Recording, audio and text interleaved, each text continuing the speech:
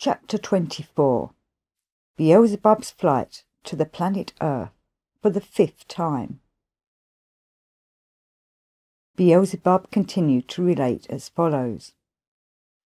After my 4th sojourn on the surface of the planet Earth, many years again passed. During these years I, of course, as before, sometimes attentively observed through my tescuanu the being existence of these favourites of yours. During this time their number considerably increased,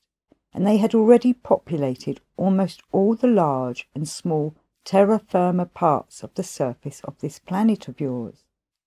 And of course there also continued to proceed among them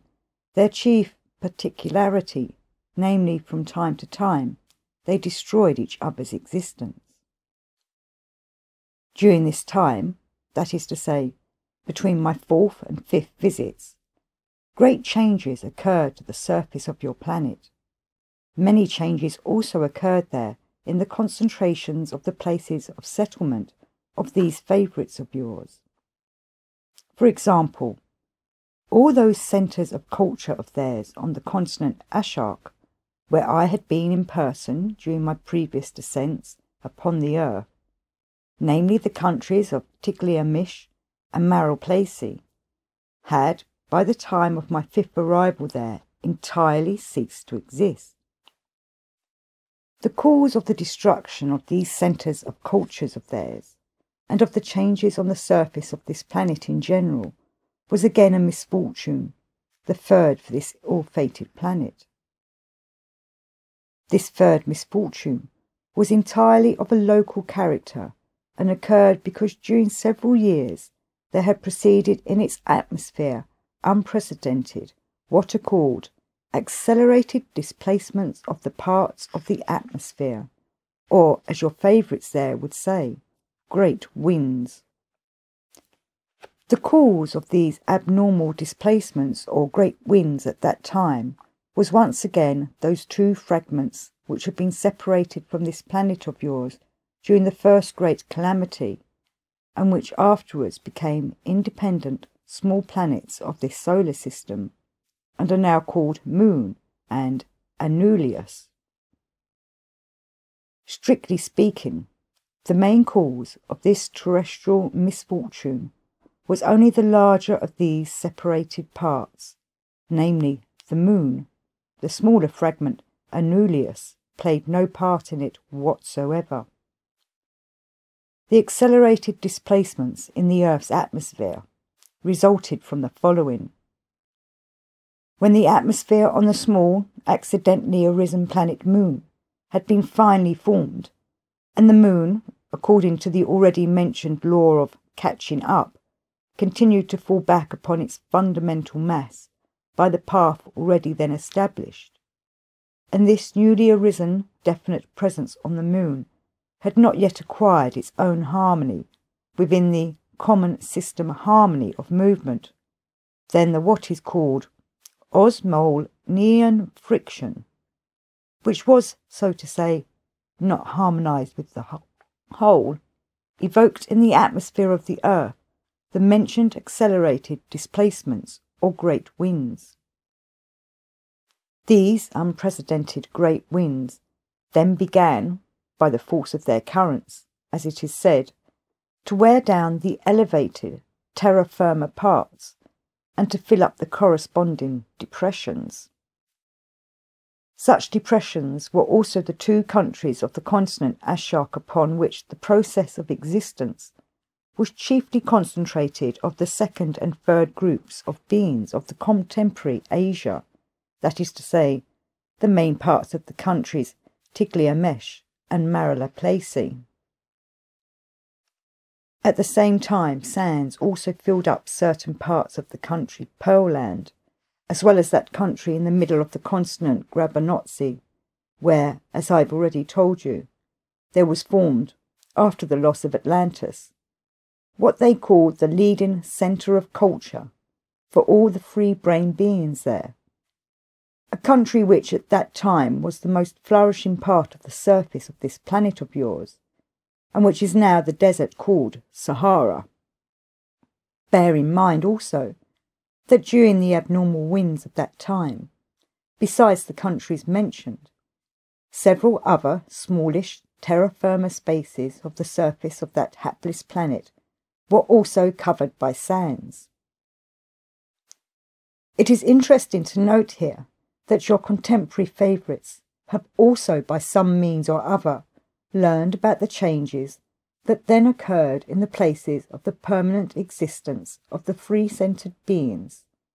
and having made a label for this as well, this time the great transmigration of races, they stuck it onto what they call their knowledge. A number of the learned there now puff and blow with all their might to find out why and how it all occurred, so that they can tell everybody else about it. Just now there are several theories about the matter there, which although they have nothing in common with each other,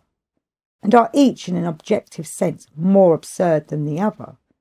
are nevertheless accepted there by what is called official knowledge. But in fact, the real cause of the transmigration of the free-centred beings there was that as soon as the said aberration began, the beings living on the continent Ashark, fearing to be buried by the sands, began moving to other, more or less secure places. And these migrations of the free-brain beings there proceeded in the following order. Most of the free-brain beings populating Tiglamesh moved to the south of the same continent Ashark, to the country which was later called Persia, and the rest moved north and settled in those regions which were afterwards called Kirk-ish-Cherry. As for the beings populating the country Maria Placey, one part wandered eastwards, while the rest, the major part, went towards the west. Having crossed the eastern heights, those who went east settled down on the shores of the large Salia-Corium Arpenian spaces, and this country was later called China. And that part of the beings of Mariplace who sought safety by moving to the west, after wandering from place to place, ultimately reached the neighbouring continent, later called Europe, and the free-brain beings who then still existed in the middle of the continent Grabanutzi dispersed over the whole of the surface. And so, my boy, this fifth descent of mine in person to your planet belongs to the period of the time after this said redistribution of the groups of the communities of these favourites of yours. And the causes of my descent there in person were the following events. I must first tell you that the chief peculiarity of the psyche of your favourites, namely the periodic need to destroy the existence of others like oneself, interested me more and more with every succeeding century of theirs, and side by side with it the irresistible desire increased in me to find out the exact cause of a particularity so phenomenal for free-brained beings. And so, my boy, in order to have more material for elucidating this question which interested me so intensely, I, in the interval between my fourth and fifth sojourn on the planet Earth, organised my observations through the Tescuanu from the planet Mars of the existence of those peculiar free-brain beings in the following way. I deliberately kept under observation quite a number of their beings from among your favourites, and during many of their years, either I personally or somebody whom I commissioned observed them attentively, trying as much as possible not to miss anything and to clear up from every aspect all the particularities in their manifestations during the processes of their ordinary existence. And I must confess, my boy, that when I happened to be quite free, I sometimes, during whole synonymians, or, as your favourites there, approximately define the corresponding flow of time, hours, followed with great interest the movements of the said free-brain beings there under observation, and tried to explain to myself logically their what are called psychic experiencings. And so, during these observations of mine from the planet Mars through my Tescuanu, it once flashed upon me that the length of their existence was, century by century, and even year by year, becoming shorter and shorter at a very definite and equally uniform rate, and this served as the beginning of my further quite serious study of the psyche of these free-brained beings who have taken your fancy. Of course, when I first noticed this, I at once took into account not only the chief particularity of their psyche, that is, their periodic reciprocal destruction, but also the innumerable what are called illnesses, which exist exclusively only on that planet, the majority of which, by the way, arose and continue to arise owing to the same abnormal external conditions of the ordinary being existence established by them, which helped to make it impossible for them to exist normally up to the sacred Ruskuanu. When I first noticed this, and began to recall my previous impression about it, each of the separate independent spiritualized parts of my whole presence became filled with the conviction, and my essence perceived the mentioned flash, that in truth these free-brained beings of your planet had in the beginning existed, according to their time calculation, for about 12 centuries, and some of them even for about 15 centuries. To be able more or less clearly to represent to yourself the rate at which the length of their existence declined during this time, it is enough for you to know that when I left this solar system forever, the maximum length of their existence was already from 70 to 90 of their years. And naturally, if anybody should exist even as long as this, all the rest of the beings of that peculiar planet would already consider that he had existed quite a good long time. And if anybody happened to exist a little over a century, he would be exhibited in their museums, and of course all the rest of the beings there would know about him because his photograph and descriptions of the manner of his existence, even to the enumeration of each of his movements, would continually be found in all their what are called newspapers. And so, my boy, since at the time when I suddenly constated such a fact there, I had no special business on the planet Mars, and it was quite impossible to try to probe this novel peculiarity by means of the Tescuanu, I therefore decided to go there myself, in order perhaps to clear up for myself there on the spot the causes of this also. Several Martian days after my decision, I again ascended there on the ship occasion. At the time of this 5th descent of mine in person to your planet, their centre for the incoming and the outgoing results of the perfecting of being rumination, or as they themselves called it, their centre of culture, was already the city of Babylon, so it was just there that I decided to go. This time our ship occasion alighted on what is called the Persian Gulf, because we had ascertained through the Tescuanu before our flight that for our further travelling, that is, to reach the town of Babylon, and also for the mooring of our ship occasion itself, the most convenient place would be that same Salia Coria Parnian space of the surface of your planet, now existing there under the name of the Persian Gulf. This water space was convenient for my further travelling, because the large river on the banks of which the city of Babylon stood flowed into it, and we proposed to sail up the stream of this river to get there. During that period of the flow of time, this incomparably majestic Babylon was flourishing in every respect. It was a centre of culture not only for the beings dwelling on the continent Ashark, but also for all the beings of all those other large and small terra firmas which were adapted to the needs of ordinary being existence on that planet. At the time of my first arrival there in this centre of culture of theirs, they were just preparing that which was afterwards the principal cause of the acceleration of the rate of the degeneration of their psychic organisation, especially in the sense of the atrophy in them of the instinctive functioning of those three fundamental factors which ought to exist in the presence of every free-brain being,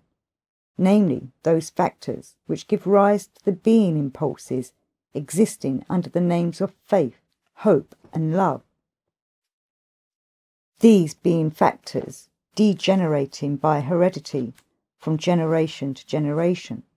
has brought it about that instead of a real being psyche such as should exist in the presence of every kind of free-brain being, there now already exists in the presences of your contemporary favourites, although a real psyche also, nevertheless one that can be very well defined by one of the wise sayings of our dear Mullah Nasir ad-Din, which consists of the following words: there is everything in it except the core or even the kernel. It is absolutely necessary to relate to you in as great detail as possible what occurred during that period in Babylon, as all this information may be valuable material for you for a better elucidation and transubstantiation in your reason of all the causes which together have finally given rise to that strange psyche of the free-centred beings which your contemporary favourites already have. I must first of all tell you that I obtained the information concerning the events of that time which I am about to relate, chiefly from those free-centred beings there, whom the other beings called learned. Before going any further, I must here dwell a little on just what kind of beings there on your planet the other beings call learned. The point is that even before this fifth sojourn of mine there,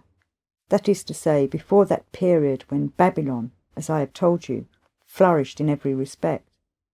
those beings who became learned and were regarded by others as learned were not such beings as become and are regarded as learned everywhere in the universe, nor such as first became learned even on your planet, namely such beings as acquired by their conscious labours and intentional sufferings the ability to contemplate the details of all that exists from the point of view of world arising and world existence, owing chiefly to which they perfect their highest body to the corresponding gradation of the sacred measure of objective reason, in order that they might later sense as much about cosmic truths as their high and being body is perfected. But from the time of what is called the Tiglath-Meshian civilization until now, those beings, especially the contemporary ones, chiefly become learned who learned by rote as much as possible about every kind of vacuous information, such as old women love to relate about what was presumably said in olden times. Note, by the way, that for the definition of the importance of the learned there, our venerated Mullah Nasir ad-Din also has a sentence expressed in the following words: everybody talks as if our learned know that 100 is 50. There on your planet, the more of such information one of your favourites mechanically learns by rote, information he himself has never verified, and which, moreover, he has never sensed, the more learned he is considered to be. And so, my boy, we reached the city of Babylon. There were indeed a great many learned beings there gathered from almost the whole of that planet of yours. As the causes of the gathering of these beings in the city of Babylon at that time are extremely interesting, I will tell you also about this a little more in detail. The point is that most of the learned beings of the earth had been then assembled there under compulsion by a most peculiar Persian king, under whose dominion at that period was also the city of Babylon. in order to understand thoroughly which fundamental aspect ensuing from the total results of the abnormally established conditions of ordinary being existence there gave rise to the said peculiarity of this Persian king, I must first enlighten you in respect of two facts which had become fixed long before. The first fact is that almost from the time of the loss of the continent Atlantis, they gradually began to be crystallized, and during later centuries became completely crystallized in the presence of every one of your favourites there, a particular inherency, thanks to which that being sensation, which is called happiness for one's being, which is experienced from time to time by every free-brain being from the satisfaction of his inner self-evaluation, appears in the presences of your favourites exclusively only when they acquire for their own possession a great deal of that popular metal there called gold. A greater misfortune for them arising from this particular inherency in their common presences is that the mentioned sensation due to the possession of the said metal is strengthened by the beings around the possessor, and also by beings who learn about it only by what is called hearsay, and have not themselves been convinced by personal corresponding perceptions. And it is, moreover, the established custom there never to consider through which kind of being manifestations he becomes the possessor of a great quantity of this metal, and such a being there becomes, for all those around him, one who evokes in their presences the functioning of that crystallized consequence of the property of the organ Kundabuffer, called envy.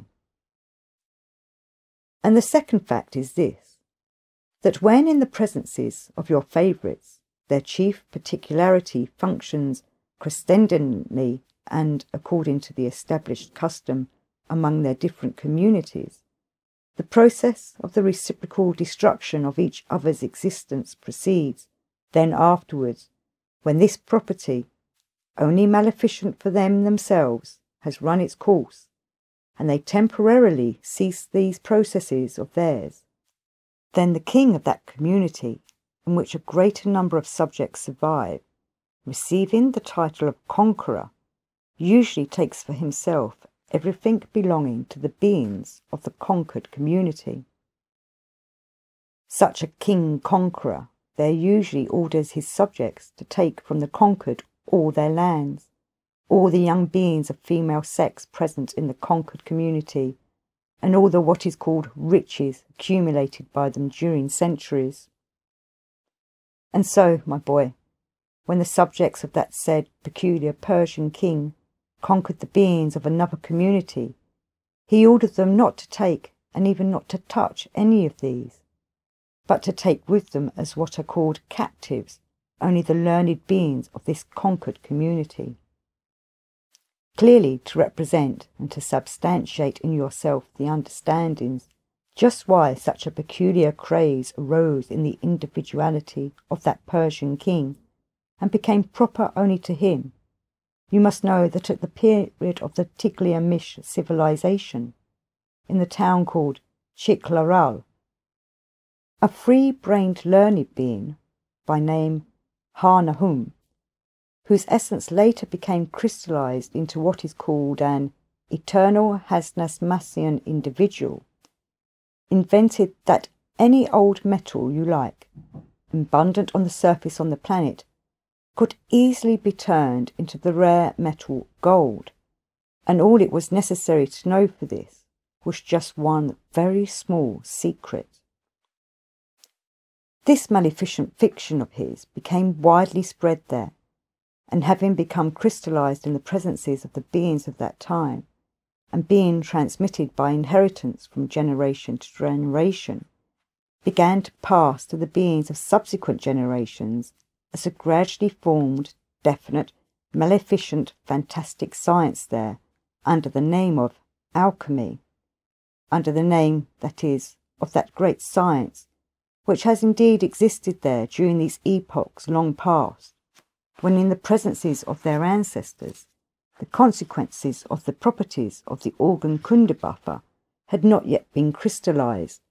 and which branch of genuine knowledge might be useful and indeed necessary for the free-brained beings there, even of contemporary times. And as at that period to which my tale relates, this Persian king needed for some or other of his undoubtedly Hasnasmassian aims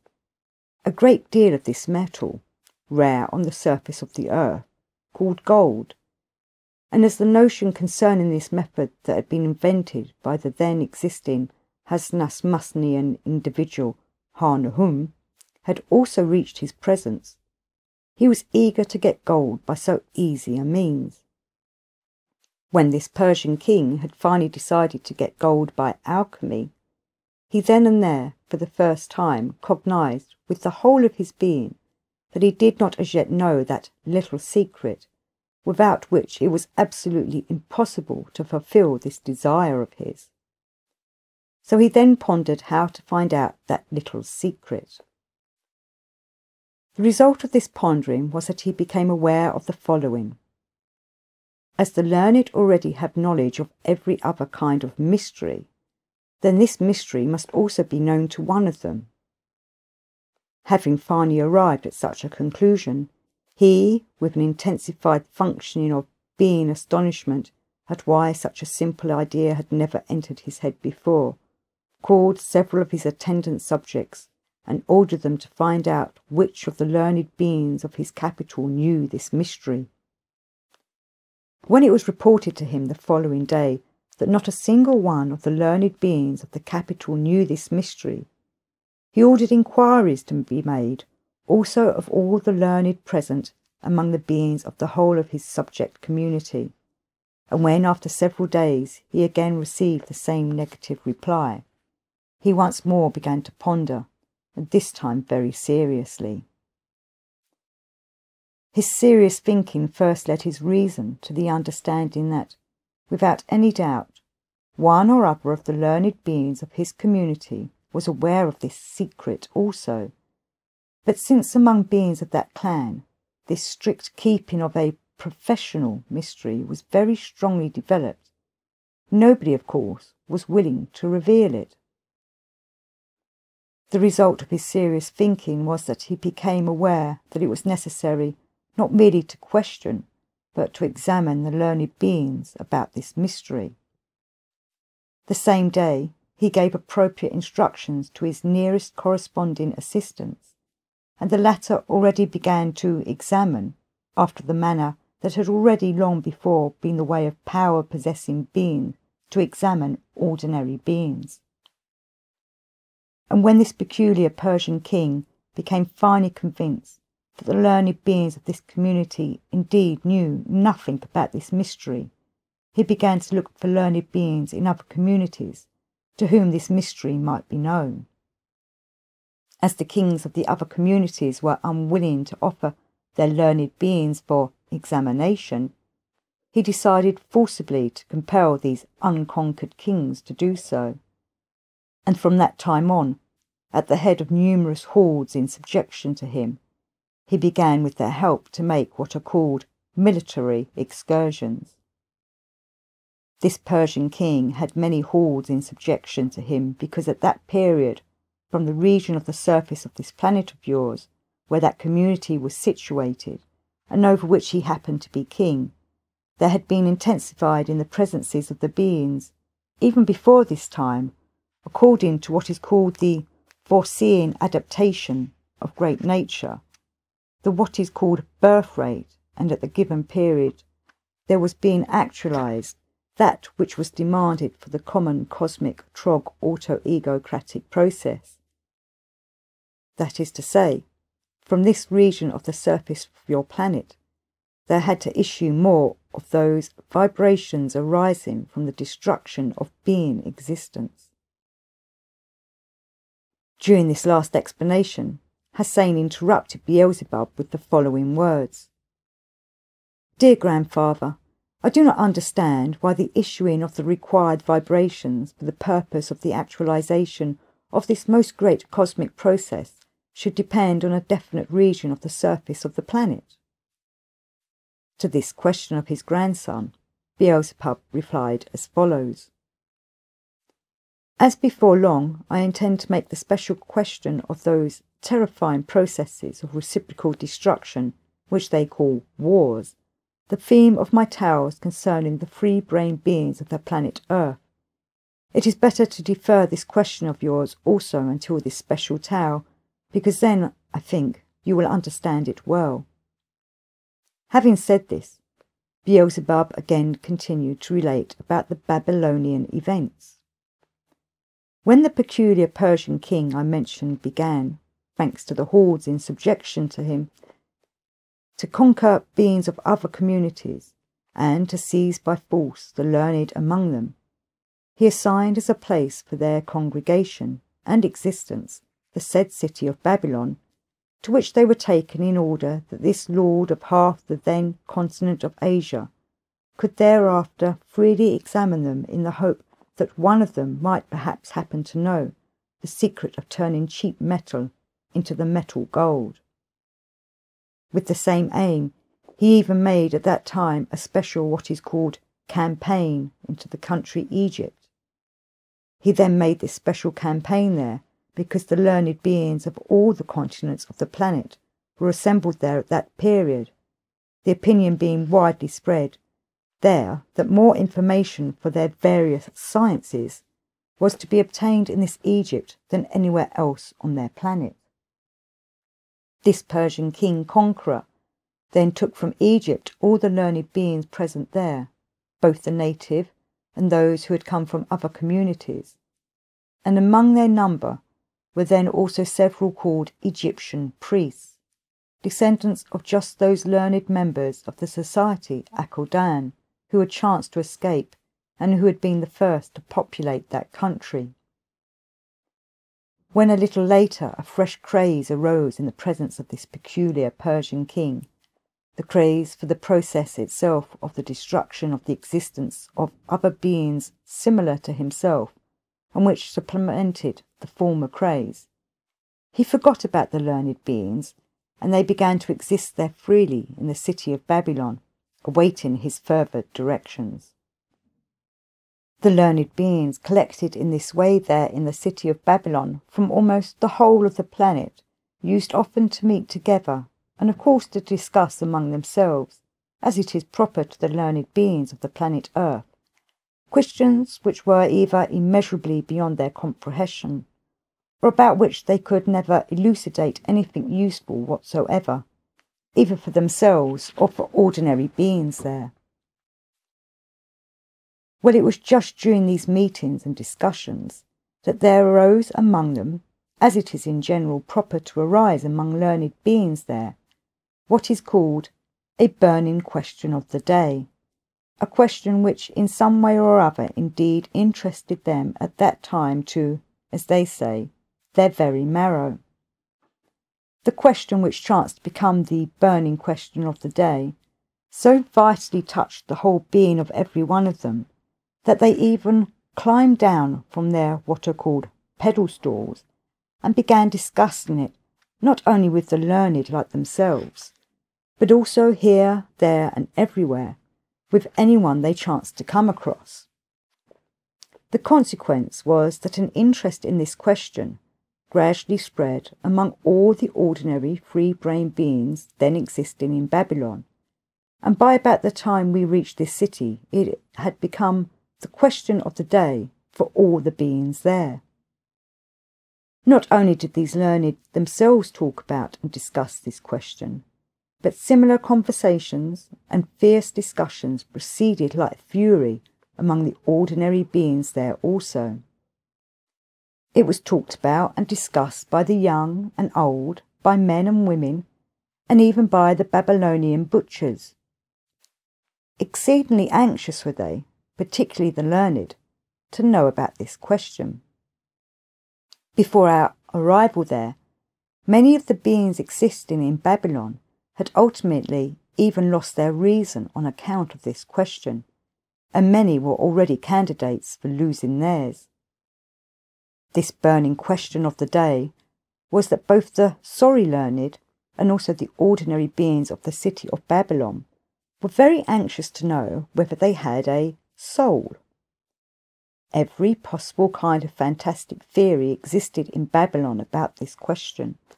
and more theories were being freshly cooked up, and every, as it is said there, catchy theory had, of course, its followers. Although whole hosts of these various theories existed there,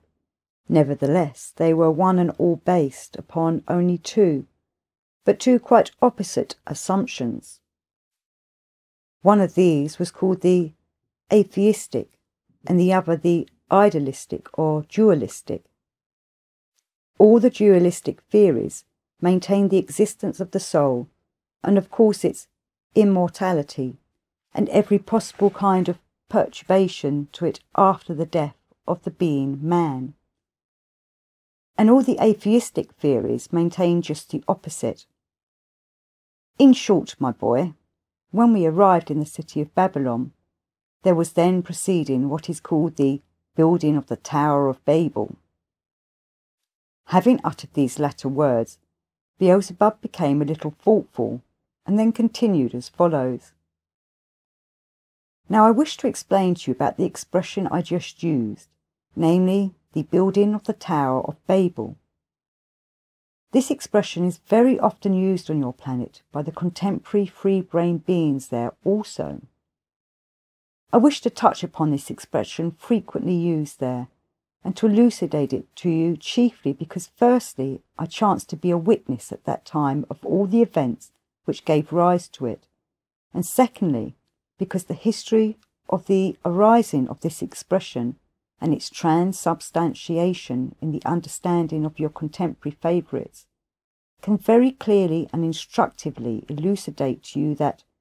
thanks as always to the same abnormally established conditions of ordinary being existence, no precise information of events there which have indeed occurred to beings of former epochs ever reaches beings of later generations. And if, by chance, something like this expression does reach them, then the fantastic reason of your favourites constructs a whole theory on the basis of just one expression such as this,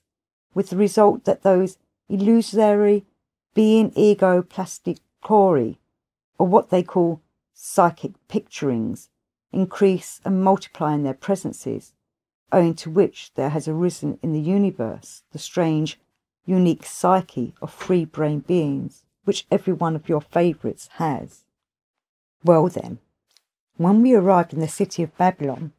and I began mixing with various beings there, and making my corresponding observations in order to elucidate the question which had interested me, then, because almost everywhere I ran across the said learned beings who had gathered, and met there in great numbers, it so fell out that I began associating with them alone, and made my observations through them, and also through their individualities. Among the number of the learned beings whom I met for my mentioned aim was also one named Hamolinardir, who had also been brought there by compulsion from Egypt. Well, during these meetings of ours, almost the same relations were established between this terrestrial free-brained being, Hamolinardir, and myself, as in general are established everywhere between free-brained beings who frequently meet. This Hamolinardir was one of those learned there in the common presence of whom the factors for the impulses of a free-brained being which had passed to him by heredity were not quite atrophied, and moreover it turned out that during his preparatory age the responsible beings around him had prepared him to be also more or less normally responsible. It is necessary to notice that many learned beings of this kind were then in the city of Babylon.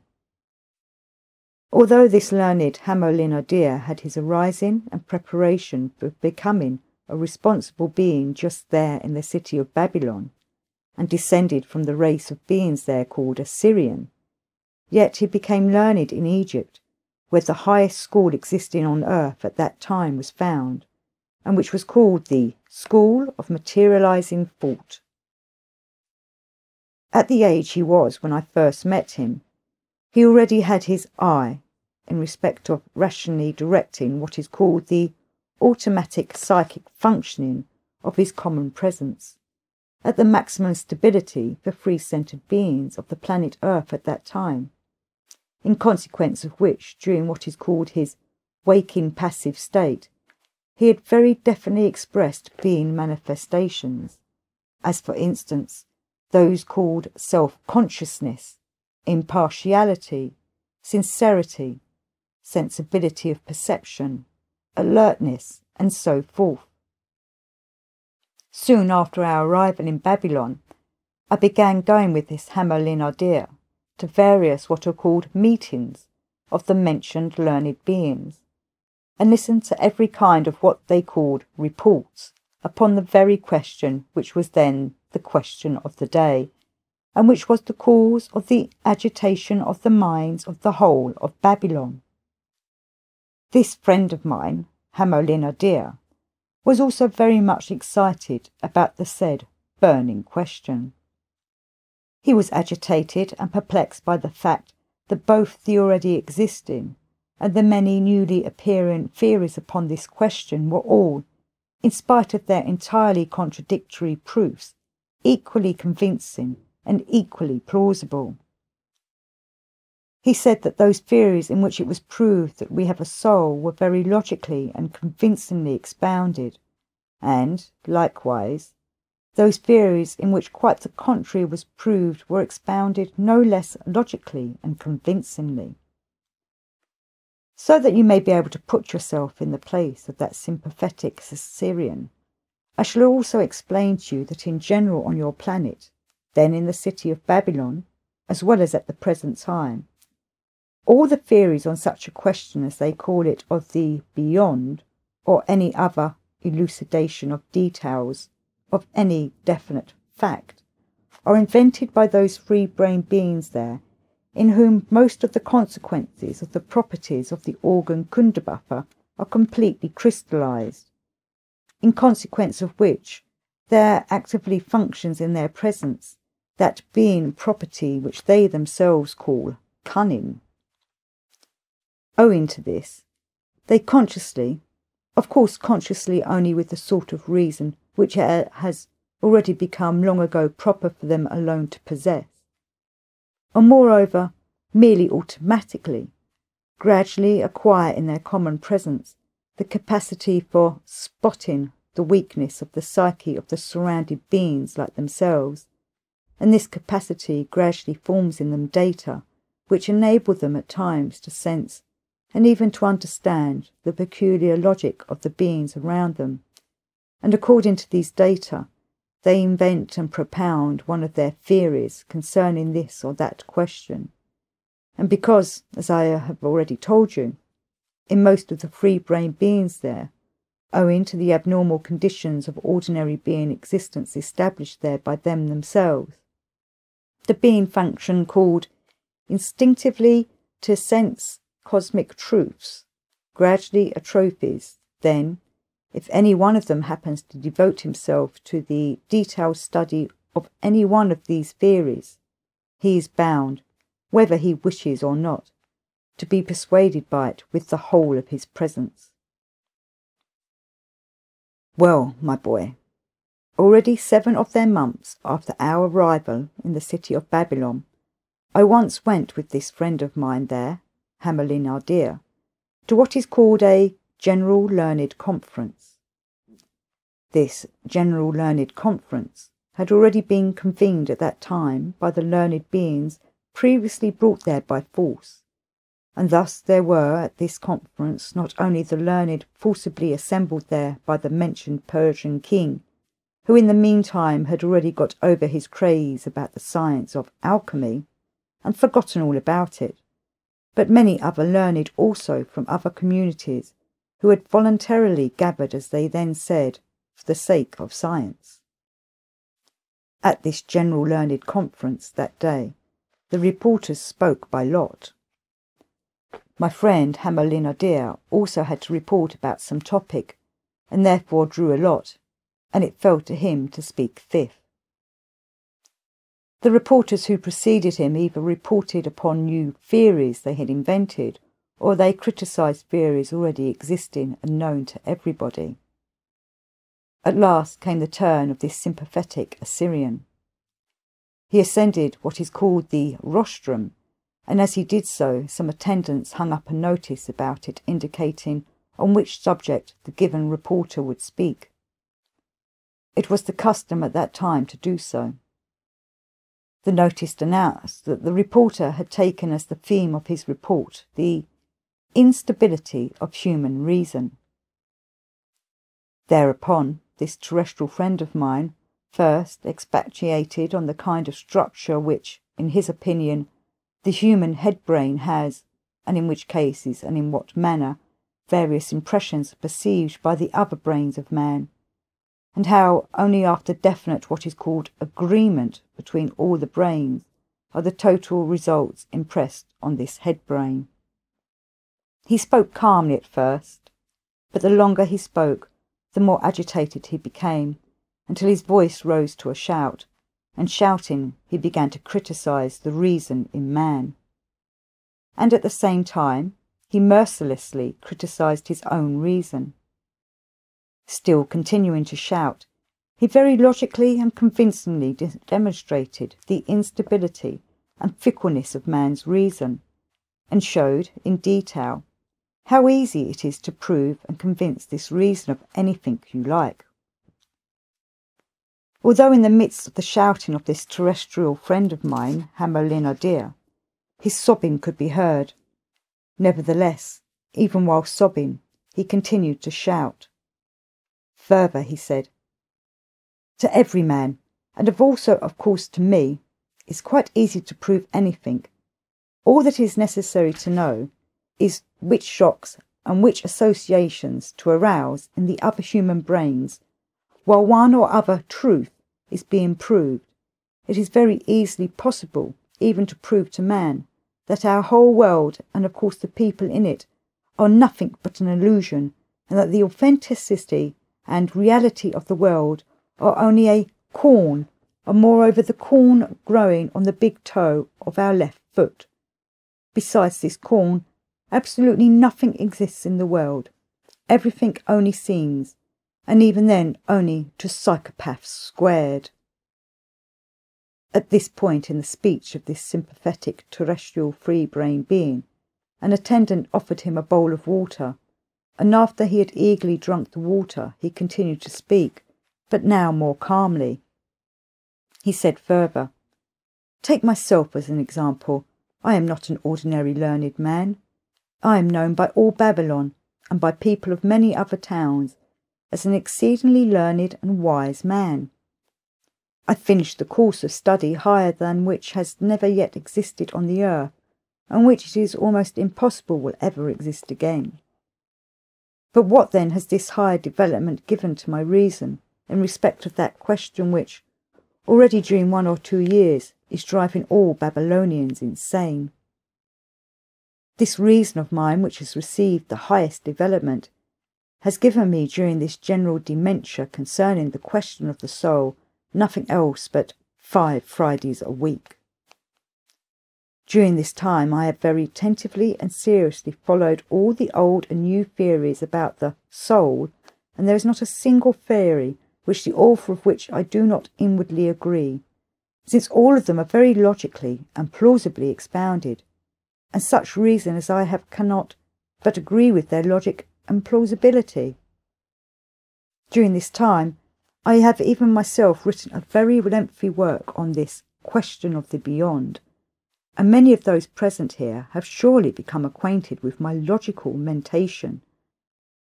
And most probably there is not one of you here who does not envy this logical mentation of mine. Yet at the same time I now honestly declare to you all that concerning this question of the beyond, I myself, with the whole of the knowledge that has become accumulated in me, am neither more nor less than just an idiot cubed. There is now proceeding among us in the city of Babylon the general public building of a tower, by means of which to ascend to heaven, and there to see with our own eyes what goes on there. This tower is being built of bricks which outwardly all look alike, but which are made of quite different materials. Among these bricks are bricks of iron and wood, and also of dough, and even of eiderdown. Well then, at the present time, a stupendously enormous tower is being built of such bricks right in the centre of Babylon, and every more or less conscious person must bear in mind that sooner or later this tower will certainly fall and crush not only all the people of Babylon, but also everything else that is there. As I personally still wish to live, and have no desire to be crushed by this Babylonian tower, I shall therefore now immediately go away from here, and all of you do as you please." He uttered these last words while leaving, and ran off, and since that time I never saw that sympathetic Assyrian again. As I later learned, he left the city of Babylon the same day forever, and went to Nineveh, and existed somewhere there to a ripe old age. I also ascertained that this Hamolin-Adir was never again occupied with sciences, and that he spent his existence only in planting Gun Kahari, which in contemporary language is called maize. Well, my boy, the speech of this Hamolin-Adir at first made such a deep impression upon the beings there that for almost a month they went about, as it is said there, down in the mouth. And when they met each other, they could speak of nothing else but only of the various passages from this speech which they remembered and repeated. They repeated them so often that several of Hamolin-Adir's phrases spread among the ordinary beings of Babylon and became sayings for ordinary daily existence. Some of his phrases reached even contemporary beings of the planet Earth, and among them there is also the phrase, "the building of the Tower of Babel." Contemporary beings now already quite clearly picture to themselves that once upon a certain tower was built in this said city of Babylon to enable beings to ascend in their planetary bodies to God himself. And the contemporary beings of the planet Earth also say, and are quite persuaded, that during the building of this Babylonian tower, a number of tongues were confused. In general, there reached the contemporary beings of the planet Earth a great many of such isolated expressions, uttered or fixed by various sensible beings of former epochs, concerning certain details of a complete understanding from the epoch when the centre of culture was Babylon, as well as from the other epochs, and your favourites of recent centuries, simply on the basis of these scraps, have, with their already quite nonsensical reason, concocted such cock-and-bull stories as our arch-cunning Lucifer himself might envy. Among the many teachings then current in Babylon concerning the question of the beyond, two had a large number of adherents, though these teachings had nothing in common. And it was precisely these two teachings which began to pass from generation to generation, and to confuse their being sane mentation, which had already been confused enough without them. Although in the course of their transmission from generation to generation, the details of both these teachings underwent change, nevertheless the fundamental ideas contained in them remained unchanged, and have even reached down to contemporary times. One of these two teachings, which then had many adherents in Babylon, was just the dualistic, and the other the atheistic, so that in one of them it was proved that in beings there is the soul, and in the other quite the opposite, namely that they have nothing of the kind. In the dualist or idealist teaching, it was said that within the coarse body of the being man there is a fine and invisible body, which is just the soul. This fine body of man is immortal, that is to say, it is never destroyed. This fine body or soul, it was said further, must make a corresponding payment for every action of the physical body, whether voluntary or involuntary, and every man, already at birth, consists of these two bodies, namely the physical body and the soul. Further, it was said that as soon as a man is born, two invisible spirits immediately perch upon his shoulders. On his right shoulder sits a spirit of good, called an angel, and on his left a second spirit, a spirit of evil, called a devil. From the very first day, these spirits, the spirit of good and the spirit of evil, record in their notebooks all the manifestations of the man,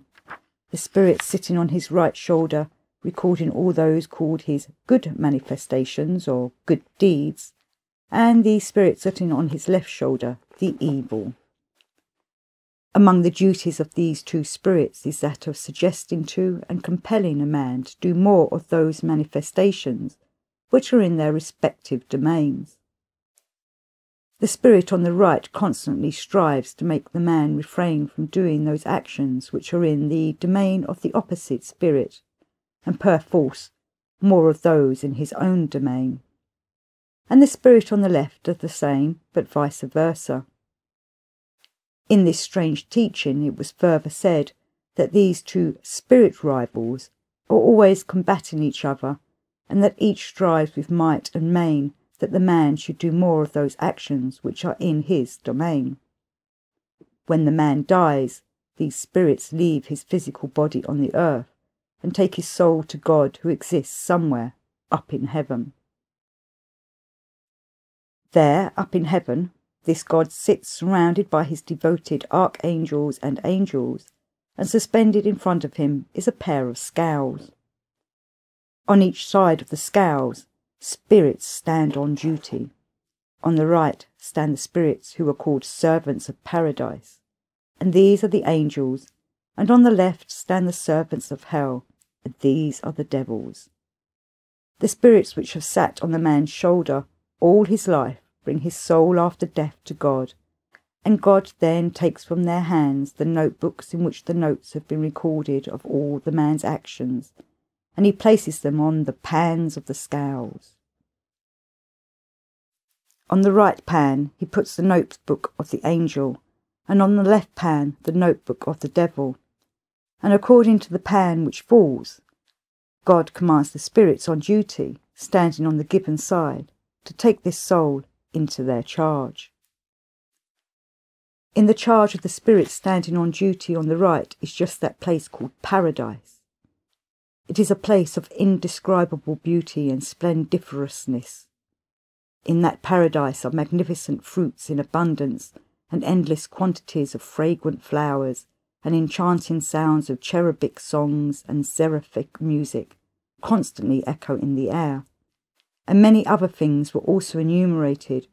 whose outer reactions according to the perceptions and cognitions normally inherent in the free-brained beings of that strange planet are likely to invoke in them, as they say, great satisfaction. That is to say, the satisfaction of those needs formed in their common presences, which are criminal for free-centred beings to possess, and the totality of which have driven out from their presences everything, without exception, that was put into them by our common Father, and which it is imperative for every free-brained being to possess. In the charge of the spirits standing on duty on the left of the scales, who, according to this Babylonian teaching, are the devils, there is what is called hell. Concerning hell, it was said that it is a place without vegetation, always unimaginably hot, and without a single drop of water. In that hell sounds constantly echo of fearful cacophony and infuriated, offensive abuse. Everywhere there are instruments of every conceivable torture, from the rack and the wheel to instruments for lacerating bodies and mechanically rubbing them with salt and so on of the same kind. In the Babylonian idealistic teaching, it was minutely explained that in order that his soul should enter this paradise, the man must constantly strive while on earth to provide more material for the notebook of the spirit angel sitting on his right shoulder.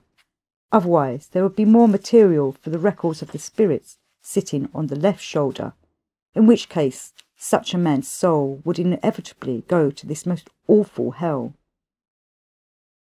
Here Hussein could not restrain himself, and suddenly interrupted with the following words: "And which of these manifestations do they consider good, and which bad?" Beelzebub looked at his grandson with a very strange look, and shaking his head, said as follows: "Concerning this, which being manifestations are there on your planet considered good, and which bad? Two independent understandings, having nothing in common with each other, have existed from the most ancient times up to the present period, having passed from generation to generation. The first of these understandings exists there, and passes from one generation to another, among such free-brained beings there as were those members of the society Akordan on the continent Atlantis, and such as those who, although of another kind, several centuries later after the Transparnian perturbation, acquired almost the same in the foundations of their common presences, and who were called initiates. The first of these understandings exists there under the following formulation: every action of man is good in the objective sense if it is done according to his conscience, and every action is bad if from it he later experiences remorse. And the second understanding arose there soon after the wise invention of the great King Corner Zion, which invention, passing from generation to generation through ordinary beings there, gradually spread over almost the whole planet under the name of morality. Here it will be very interesting to notice the particularity of this morality, which was grafted upon it at the very beginning of its arising, and which ultimately became part and parcel of it. What this said particularity of terrestrial morality is, you can easily represent to yourself and understand if I tell you that, both inwardly and outwardly, it acquired exactly that unique property which belongs to the being bearing the name chameleon. And the oddity and peculiarity of this said particularity of the morality there, especially of contemporary morality,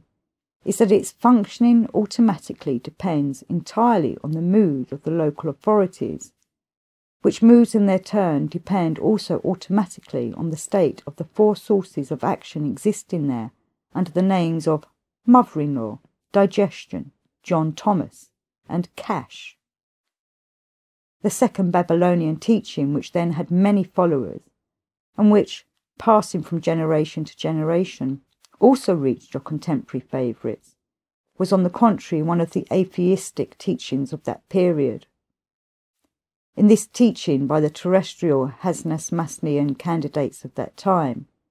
it was stated that there is no God in the world, or moreover no soul in man, and hence that all those talks and discussions about the soul are nothing more than the deliriums of sick visionaries. It was further maintained that there exists in the world only one special law of mechanics, according to which everything that exists passes from one form into another, that is to say, the results which arise from certain preceding causes are gradually transformed and become causes for subsequent results. Man also is therefore only a consequence of some preceding cause, and in his turn must, as a result, be a cause of certain consequences. Further, it was said that even what are called supernatural phenomena, really perceptible to most people, are all nothing but those same results ensuing from the mentioned laws of mechanics. The full comprehension of this law by the pure reason depends on the gradual, impartial, all-round acquaintance with its numerous details, which can be revealed to a pure reason in proportion to its development. But as regards the reason of man, this is only the sum of all the impressions perceived by him, from which there gradually arise in him data for comparisons, deductions, and conclusions. As a result of all this, he obtains more information concerning all kinds of similarly repeated facts around him, which in the general organisation of man are in their turn material for the formation of definite convictions in him. Thus, from all this there is formed in man reason, that is to say, his own subjective psyche. Whatever may have been said in these two teachings about the soul, and whatever maleficent means have been prepared by those learned beings assembled there from almost the whole planet for the gradual transformation of the reason of their descendants into a veritable mill of nonsense, it would not have been, in the objective sense, totally calamitous. But the whole objective terror is concealed in the fact that there later resulted from these teachings a great evil, not only for their descendants alone, but maybe even for everything existing. The point is that during the mentioned agitation of minds of that time in the city of Babylon, these learned beings, owing to their collective wiseacrings, acquired in their presences, in addition to all they already had, a further mass of new data for Hasnas-Masnian manifestations, and when they dispersed and went home to their own countries, they began everywhere, of course unconsciously, to propagate like contagious bacillia all these notions which, altogether, ultimately totally destroy the last remnants and even the traces of all the results of the holy labours of the very saintly Ashiata Shirmash. The remnants, that is to say, of those holy, consciously suffering labours, which he intentionally actualised for the purpose of creating, just for free-centred beings, such special external conditions of ordinary being existence, in which alone the maleficent consequences of the properties of the organ Kundabapa could gradually disappear from their presences, so that in their place there could be gradually acquired those properties proper to the presence of every kind of free-brain being, whose whole presence is an exact similitude of everything in the universe. Another result of the diverse wiseacrings by those learned beings of the earth then in the city of Babylon concerning the question of the soul was that soon after my fifth appearance in person on the surface of that planet of yours, this, in its turn, centre of culture of theirs, the incomparable and indeed magnificent Babylon, was also, as it is said there, swept away from the face of the earth to its very foundations. Not only was the city of Babylon itself destroyed, but everything also that had been acquired and accomplished by the beings who had, during many of their centuries, formerly existed there. In the name of justice, I must now say that the prime initiative for the destruction of the holy labours of Ashiata Shirmash did not spring, however, from these learned of the earth who were then assembled in the city of Babylon, but from the invention of a learned being very well known there, who also existed there on the continent Asia several centuries before these Babylonian events, namely from the invention of a being named Lentro Hamsanin,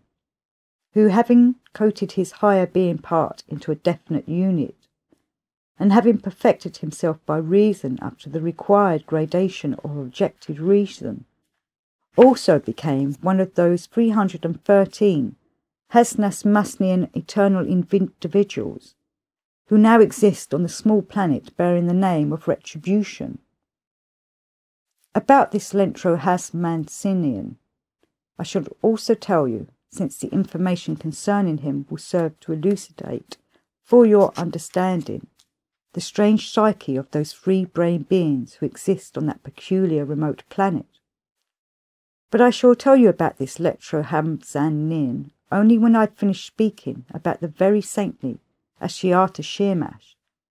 as the information relating to this now already most very saintly individual Ashiata Shirmash and his activities in connection with this planet of yours is most important and of the utmost value for your understanding of the peculiarities of the psyche of these free-brain beings who have taken your fancy and who breed on the planet Earth.